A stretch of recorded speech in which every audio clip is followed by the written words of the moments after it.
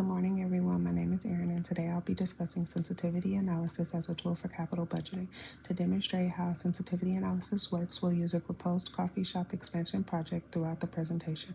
The project requires an initial investment of $500,000 and is expected to generate annual sales of $900,000 with operating costs of $600,000. As we work through the example, we'll examine how changes in key assumptions can affect the project's profitability and value and identify which risks have the greatest impact on project. Before we decide whether our coffee shop expansion project is a good investment, we need a way to evaluate risk. According to Carlberg, sensitivity analysis helps determine how important an assumption is by measuring how changes in estimates affect project outcomes. Put simply, it helps us identify which assumptions matter most. A question I like to ask is, how sensitive is a project's profitability and value to changes in key assumptions? For our coffee shop project, we estimated annual sales of $900,000 and operating costs of $600,000. The problem is those numbers are based on assumptions, and assumptions don't always turn out exactly as planned. Maybe sales are lower than expected, or operating costs increase, or financing becomes more expensive. Any of those changes could affect the project's profitability and overall value. Instead of assuming our forecast is perfect, sensitivity analysis lets us test different scenarios and see which factors have the biggest impact on projects. As we work through the coffee shop example, we'll see how sensitivity analysis helps us focus on the risks that matter most and make better investment decisions when considering. Before we evaluate risk associated with our coffee shop project, it's important to understand where sensitivity analysis fits within financial management. According to Irons, the primary goal of managers is to maximize the value of the firm. Because of that, finance plays a role in nearly every important business decision, from investment and expansion to operational changes. Finance management is typically divided into four primary functions: investment decisions, financing decisions, working capital management, and risk management. For our coffee shop project, investment decisions help determine whether the expansion is worth pursuing.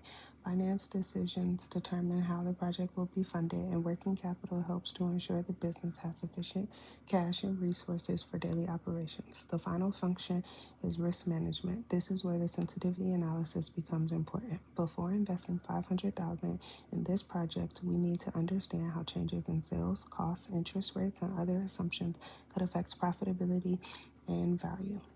By evaluating those risks before investing the money, we can make a more informed decision about whether the project is worth pursuing. Now let's look at quantitative factors that affect our coffee shop expansion project. Quantitative factors are factors that can be measured with numbers. For our project, these include projected sales, operating costs, interest rates, and cash flow projections. For example, we expect the coffee shop to generate $900,000 in annual sales and incur $600,000 in operating costs. However, these figures are estimates. If sales are lower than expected, our cost increases, profitability will decline. If sales exceed expectations, our costs remain lower than projected, the project will perform better than anticipated. As these assumptions change, measures such as net present value and internal rate of return will also change. This helps identify which assumptions have the greatest impact on project success. By testing these variables before investing the money, managers can better understand project risk and make more informed decisions about whether the expansion is worth it.